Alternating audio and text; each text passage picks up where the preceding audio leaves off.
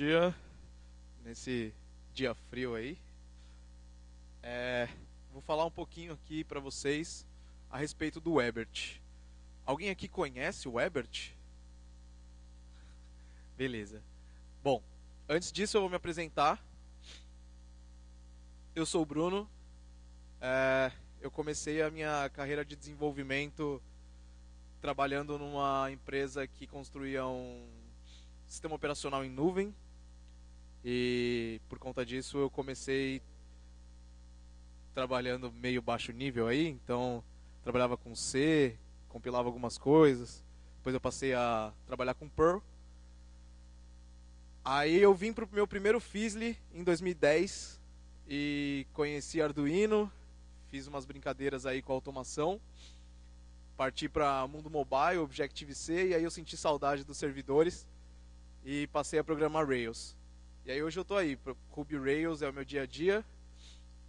Arrisco alguma coisa de Elixir, mas a gente ainda não tem isso em produção lá na AutoSeg. Então é mais estudo mesmo. Como eu já adiantei, eu trabalho na AutoSeg. Então a gente é uma empresa que desenvolve um software de gestão de identidade. Então a gente faz IAM.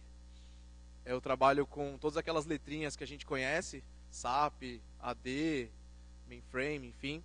Então a gente cria uma casca que controla todas essas coisas e ajuda a ver como está a situação da sua empresa em relação a riscos, segurança, acessos e tudo mais.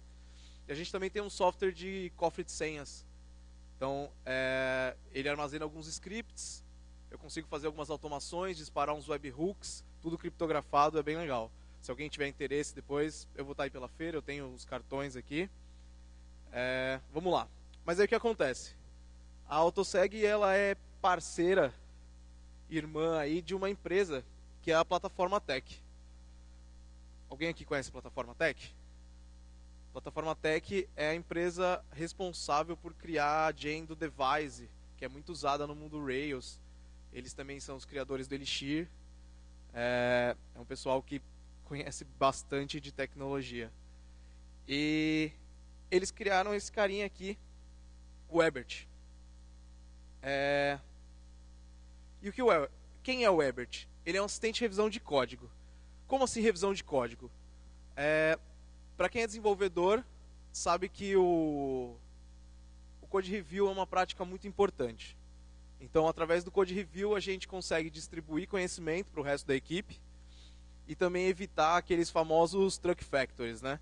Então, que é aquela brincadeira que o Agile faz, que se algum desenvolvedor daquela empresa for atropelado por um caminhão no dia seguinte, quanto a empresa perde com isso? Então, é através do Code Review que a gente minimiza esse risco e também distribui conhecimento. Porque quando eu estou olhando o código dos meus companheiros, eu entendo qual é a problemática que está sendo trabalhada naquela parte do problema que não sou eu que estou trabalhando e consigo aprender constantemente. Porque eu vejo formas como eles estão escrevendo, enfim, se eu vejo alguma coisa que eu já fiz e sei que vai dar algum problema, eu consigo comentar. É uma prática bem importante. Mas ela tem um custo, porque hoje, por exemplo, lá na equipe, nós somos em 10 devs. E se eu parar uns 5 minutos por dia, ou 10 minutos por PR, desculpa, por pull request, eu já tenho aí boa parte do meu dia revisando o código. Então, às vezes, esse custo é um pouco complicado. Mas se eu tenho alguém para me ajudar a fazer isso, e esse alguém o Ebert, fica mais tranquilo. Então o que ele revisa para mim? Ele revisa primeiro, eu elenquei 3 coisas que são as que eu mais curto. Então ele revisa estilo. Então ele se baseia nos linters, regras definidas pela sua equipe, e ele faz essa análise na hora que você sobe um código para o seu GitHub, enfim, para o seu repositório. Então, questões de sintaxe, se a gente usa chaves ou usa do e end, se a gente quebra a linha no array ou não, enfim. São coisas que são automáticas, que não precisa de uma análise profunda Então eu posso não me preocupar com isso quando eu estou revisando o código de outros desenvolvedores, porque eu me foco apenas na regra de negócio. Já que essas coisas simples, o Ebert vai levantar a mão e falar, olha gente, aqui tem uma quebra de linha que não deveria ter. Enfim. Ele também ajuda em code smells. Por exemplo, duplicação de código, variáveis com nomes estranhos. Então se você coloca uma variável x no meio do código, eu tenho aqui um x, que é uma string. Aí ele vai falar para você, pô cara, x eu acho que não é um nome muito bom para essa variável. De repente vê aí algo que seja melhor para a galera entender do time. Ele também olha variáveis não definidas, enfim, é bem legal. E problemas de segurança. Então ele me aponta pontos aonde tem possíveis vulnerabilidades, se eu deixei de cuidar de algum escape, alguma coisa, ele também aponta isso para mim. E o mais legal do Ebert é que ele é meio híbrido. Por quê? Lá no AutoSeg, por exemplo, eu tenho uma vida dupla. Porque eu sou dev, mas eu também sou lead da equipe de dev. Então eu tenho duas visões do mesmo projeto em determinados momentos diferentes. Então tem hora que eu estou só codando e tem hora que eu estou focado ali nos objetivos da sprint, tentando organizar quais vai ser os nossos próximos objetivos. E o Ebert consegue me ajudar nas duas partes. Eu vou mostrar como. Então, falando como dev. A primeira coisa, como eu já falei para vocês, é que eu ganho tempo na revisão. Então, todas as revisões, eu me preocupo apenas com regra de negócio, ou algo muito que grita no meu olho, enfim, alguma coisa que a gente não definiu muito bem, e deixo de me preocupar com coisas simples, tipo sintaxe, code smells, essas coisas como eu já falei. Eu ganho melhoria contínua de código. Por quê? Como eu tenho esse feedback imediato do Ebert, antes mesmo da galera do meu time olhar o meu pull request, tem algumas coisas que eu já vou sacando ao longo do desenvolvimento. Então, erros que você comete sempre, sabe? Aquelas coisas que demoram para entrar na nossa cabeça. Se tem alguém falando com você o tempo todo, você acaba aprendendo isso. E aí eu melhoro o meu tipo de desenvolvimento de código. E aí ninguém se sente mal com isso também, né? Porque às vezes a galera do time fica meio... não quer ficar chamando atenção para não parecer chato, o que é um erro, né, no code review. Mas o Ebert é automático, é um robô, então ele sempre vai encher seu saco. Então a melhoria contínua do meu código é inevitável. E também acabaram-se as dúvidas de guia de estilo, que é um fantasma em todas as empresas que eu já passei de desenvolvimento. E se eu for para outras empresas, eu provavelmente vou encontrar esse fantasma, que é aquela história. De tempos em tempos, alguém levanta a mão e fala: por que a gente usa array numa linha só e não em duas? A comunidade está usando de um jeito, por que a gente está usando de outro? E aí rolam aquelas reuniões para definir qual vai ser o nosso estilo. Mas aí de repente entra um dev novo, e o cara não está acostumado com o seu estilo. E aí fica aquela dúvida, ele vai subir um pull request e ele fala, putz, eu uso chave ou uso do? Então, com o Ebert eu também acabo com essas dúvidas, porque na hora que ele for subir o pull request, ele já vai tomar esse feedback do tipo, putz, aqui a gente trabalha de outra forma, a gente tem outra outro guia de estilo. E falando como lead, o que me ajuda no processo de organização do time e tudo mais? Bom, o primeiro grande ganho foi que eu consegui mapear e priorizar onde estão os principais problemas da nossa equipe. Do nosso código, desculpa. Porque eu consigo saber graficamente qual é a porcentagem de issues que eu tenho no meu código. Então, se ele é segurança, se é sintaxe, se é performance. Então, eu consigo olhar para isso e falar, bom, galera, na próxima sprint a gente vai cuidar disso porque está gritante. Então, além do atendimento aos clientes, a gente vai focar em buscar no nosso código aqui onde estão esses apontamentos de falha de segurança e sair corrigindo. Uma outra coisa também é que me ajudou a identificar e ajudar o time com as nossas dificuldades. Por motivos diferentes, né? Então, no primeiro tópico eu falei que eu conseguia mapear o que estava ruim para a gente atacar na próxima sprint. E aí nesse tópico é uma questão mesmo de olhar para o time e falar assim, putz, a gente está subindo muito por request que está com problema de, sei lá, sintaxe de CSS. Porque o Ebert deixa isso bem claro para mim, assim, onde é que está, que tipo de arquivo que era e tudo mais. Então, de repente, está na hora da gente procurar um especialista para ajudar a gente a entender melhor como é que funciona, né? Isso. Ou mesmo a equipe se comover para estudar mais. Vamos entender por que a gente está errando tanto CSS. Ou então, algo mais grave, se é problema de segurança, de repente começa a popar um monte de issue de segurança. E aí está na hora da gente se preocupar porque alguém deixou passar alguma coisa bem grave. Ou até mesmo, mais para frente eu vou mostrar para vocês, tem uma engine do Ebert que é bem legal, que ela fica monitorando as gens, né, que eu uso no meu projeto. Tem alguém aqui que trabalha com Ruby? Bom, para quem não sabe, as gens elas são bibliotecas que a gente vai acoplando no projeto.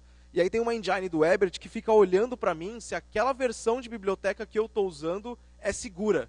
Se alguém já reportou uma issue, alguma coisa de segurança que precisa ser atualizado. Então esse tipo de coisa a gente consegue identificar também em real time. Então tá aí, essa é a carinha do Ebert. É legal que ele tem integração já com o GitHub. Então, todos os meus projetos que já estão sendo revisados, eles ficam ali. E eles ficam separados por organização. Então, no caso ali, a AutoSeg é minha organization do GitHub. E embaixo tem os meus projetos pessoais. Até ali embaixo tem uma tarjinha falando que meu trial acabou. É porque no meu GitHub pessoal eu só tenho o projeto Open.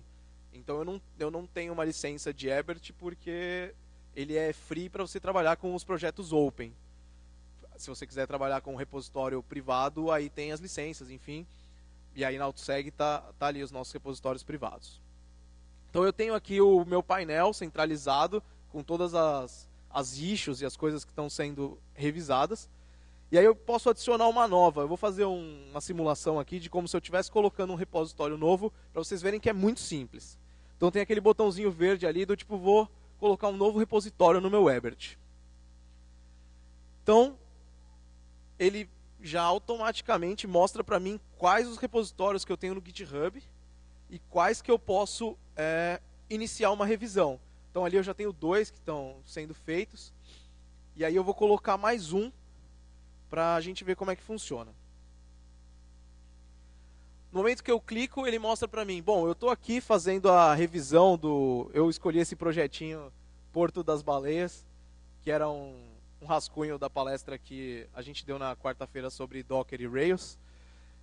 E aí ele fica ali fazendo a revisão, e logo que ele acaba, ele já me mostra essa telinha aqui, que tem as issues encontradas naquele projeto. Então, fica ali nomeadinho, minha first review e as issues. O legal é que ele separa as issues por tema. Então é dessa forma que eu consigo mapear os problemas, como eu falei para vocês anteriormente. Então ali, tá vendo? Eu tenho... tá dando para ler? Tá, né? Eu tenho problema de bug, de estilo, de JavaScript, de Ruby, de Rubocop, enfim. Então ele separa para mim certinho quais são as issues e onde elas estão.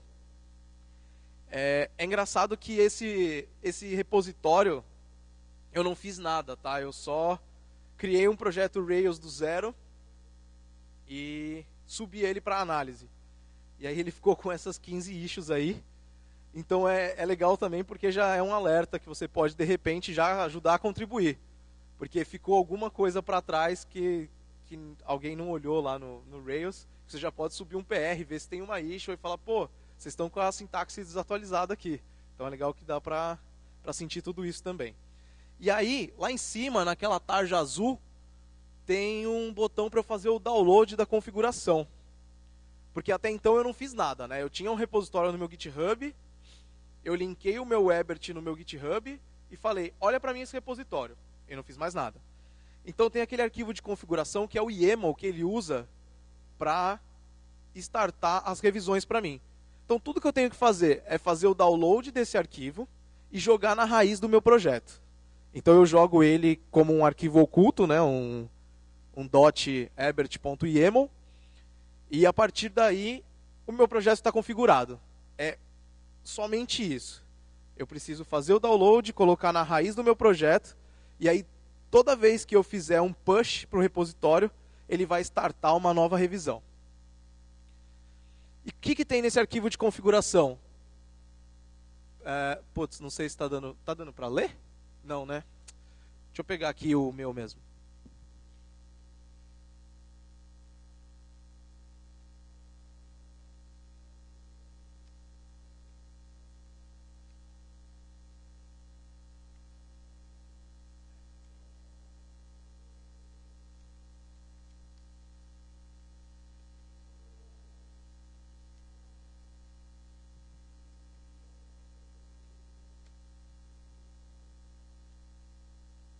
Melhorou um pouquinho, eu acho, né?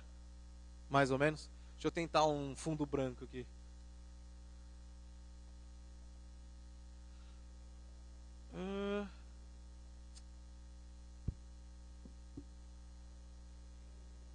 Talvez no GitHub.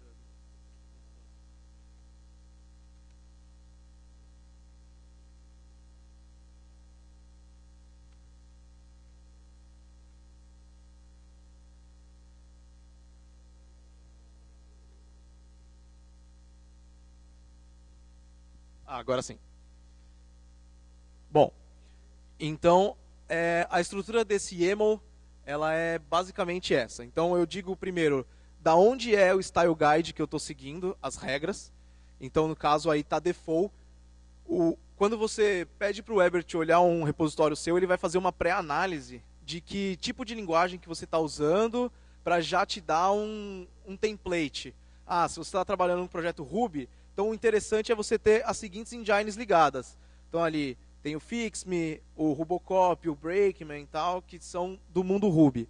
Se você tem um projeto de Elixir e sobe uma revisão, ele já vai te sugerir outras engines, tipo o Credo, que é o linter do Elixir. Então, eu digo aí qual que é o style guide que eu estou seguindo. No caso, o default é o da PTEC, que está sempre de acordo com a comunidade. Mas, de repente, o pessoal do seu time tem um outro tipo de estilo.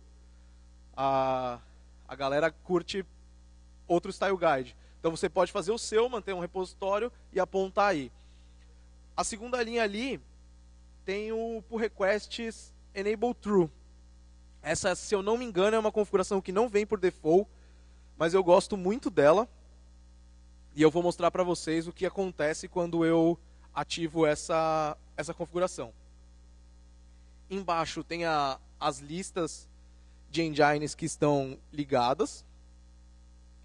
E eu consigo fazer algumas configurações nessas engines também, tudo dentro desse mesmo YAML.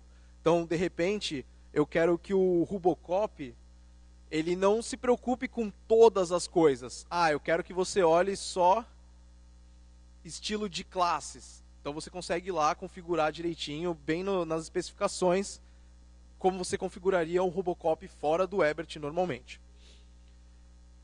E ali também eu tenho uma exclude paths, que são os diretórios onde eu não quero que o Ebert faça a revisão, porque não vai me agregar nada. Então eu não preciso que ele olhe para mim os binários, os esquemas de banco, enfim. Eu consigo dizer para ele certinho aonde que ele vai passar essa review. Deixa eu voltar para a apresentação aqui.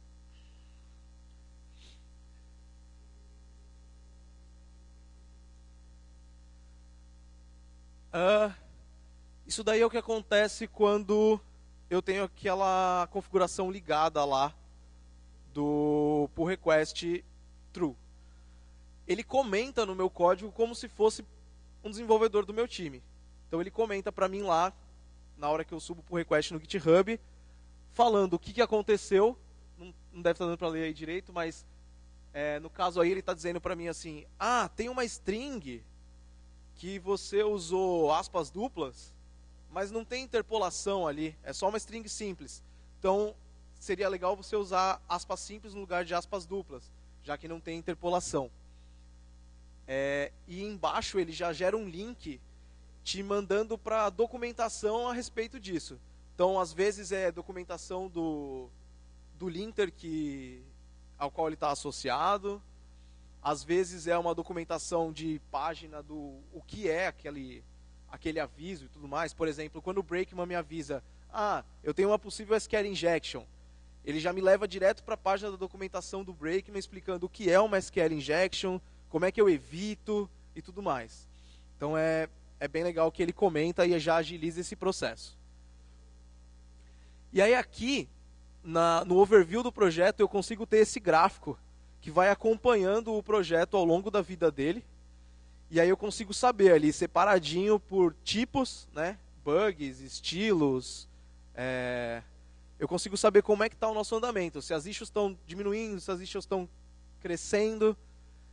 E ali também fica listado para mim as day by days, né? Porque o Ebert todo dia faz uma review no seu código e te mostra como é que estava o código ali naquela manhã. Então eu consigo acompanhar tudo isso também pela interface principal.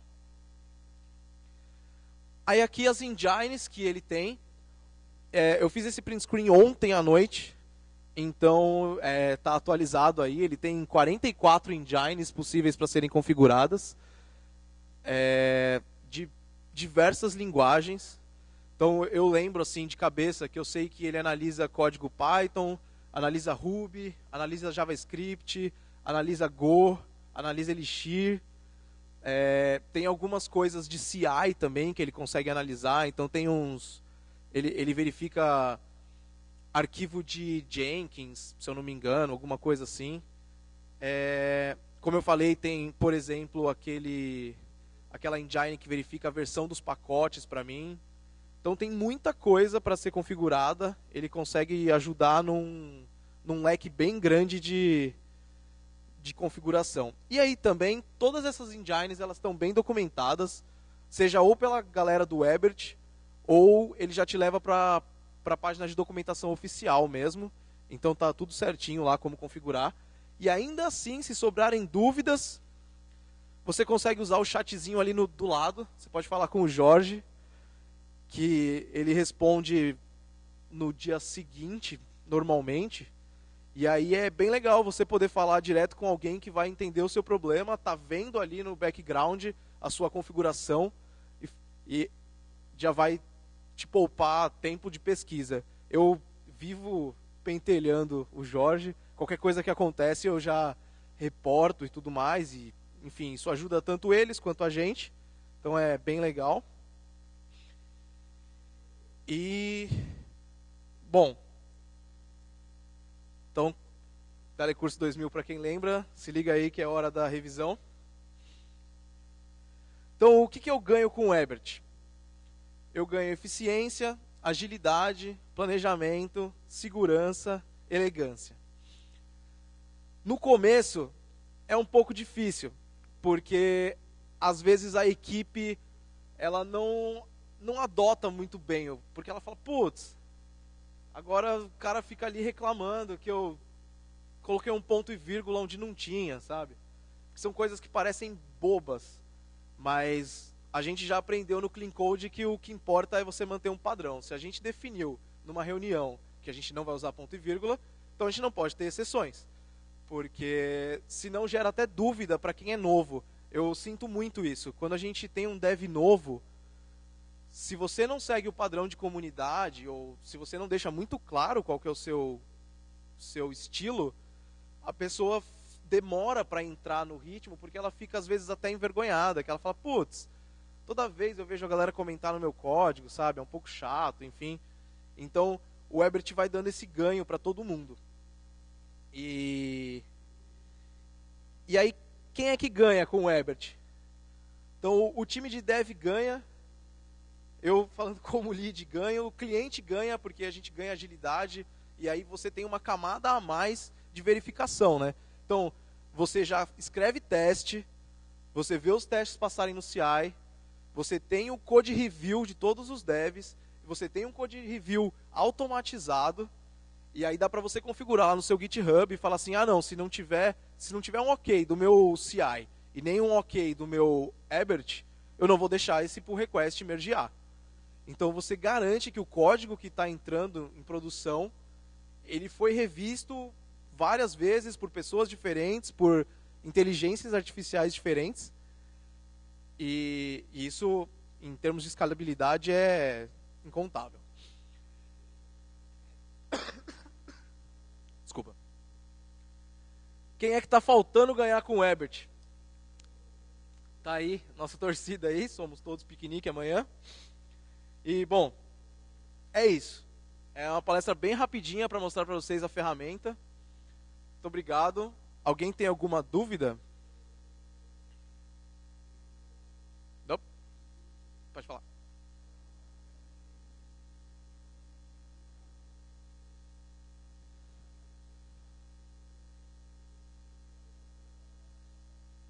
Deixa eu repetir a pergunta para todo mundo ouvir. Ele perguntou se o Ebert está aberto para que eu escreva meus próprios plugins para ele, ou se eu preciso solicitar para o pessoal da Petec. Eu nunca passei por esse ponto. Eu acho que você precisa solicitar. Porque eu não sei se no Yemon não tem um lugar onde eu consigo dizer, eu tenho aqui meu próprio linter. Então eu acredito que tenha, não tenho certeza. Vale a pena a dúvida, gostei. Alguém mais? Então era isso, gente. Uma palestra mais rapidinha só para mostrar a ferramenta para vocês. Obrigado.